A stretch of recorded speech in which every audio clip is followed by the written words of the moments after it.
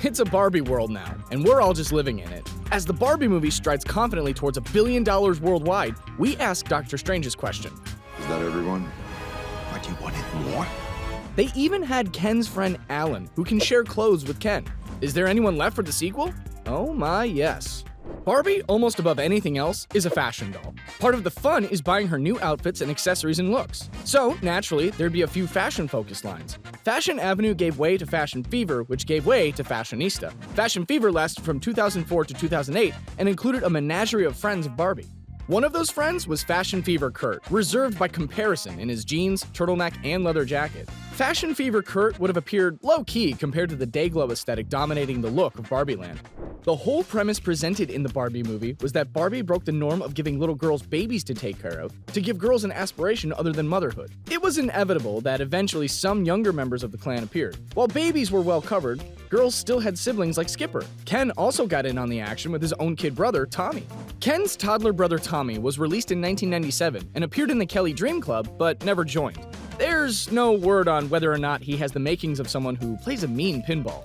Ken may have just one sibling, but Barbie has a few, not just Skipper. Between teen Skipper and toddler Chelsea, there's sporty Stacie Roberts. Barbie's last name is Roberts. Middle one too, it's Millicent. Stacie is 10 to 11 years old and has both a competitive streak and a mischievous one. While Skipper made a bit of a token appearance, the Barbie sisters could end up as a way to explore Barbie's revelations as they work through following generations.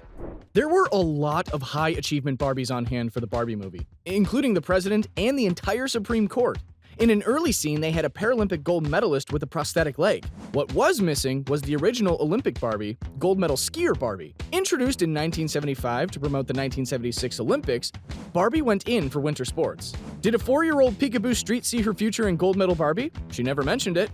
With all the Dayglow and fantastic plastic, it's clear that the Barbie movie leaned heavily on the 80s Barbie look. But what of the Zennial Barbie? That generation between wanting their MTV and wondering what happened to MTV. The kind of Barbie that might get hung up on a skater boy. Enter Generation Girl, the 1998 line that includes Tori Burns. Like the other Generation Girl dolls, she came with 2 outfits dripping with 90s signifiers.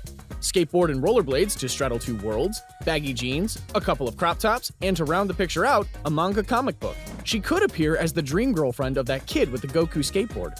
If we're inviting Tori, we might as well bring along her Generation Girl 2nd edition pal, Mari Nakano. Originally from Japan, she moved to New York with her family when her father was transferred. While online gaming had yet to reveal the girl gamer as a real thing, Mari was there all along with her tech-laden room and electronic dance music preferences. According to the Generation Girl magazine, she interned at a radio station studying to be an engineer, but harbored a desire to be a famous video game designer. Did you know that Barbie has a middle name? Probably, but if you didn't, it's Millicent. Apparently, she was given the name to honor her aunt, Millicent Rawlins, introduced in 2010's Barbie, A Fashion Fairy Tale. As you'd expect, Millicent is a fashion designer with her own studio in Paris because where else? The movie made a big deal about Skipper breaking loose decades earlier, but Millicent having successfully transitioned from aspirational doll to her actual aspiration, Millicent could be the Ruth for a new story.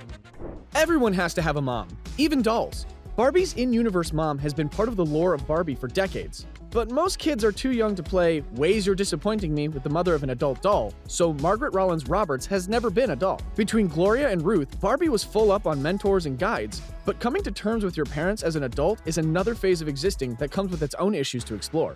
Christie was both not in the movie and given a significant place in the Barbieverse, but to understand that, you have to understand what happened in 2016. Previously, there was Barbie that had all the jobs, but any variation on tall, blonde, and thin was given another name. They'd be Barbie adjacent, but Barbie was Barbie. Christie fell into that slot, the first black doll in the Barbie range in 1967, and given a name that wouldn't fly now. But more than the name, they just molded the same model in black. A new sculpture with black features was introduced in 1968 as Christie.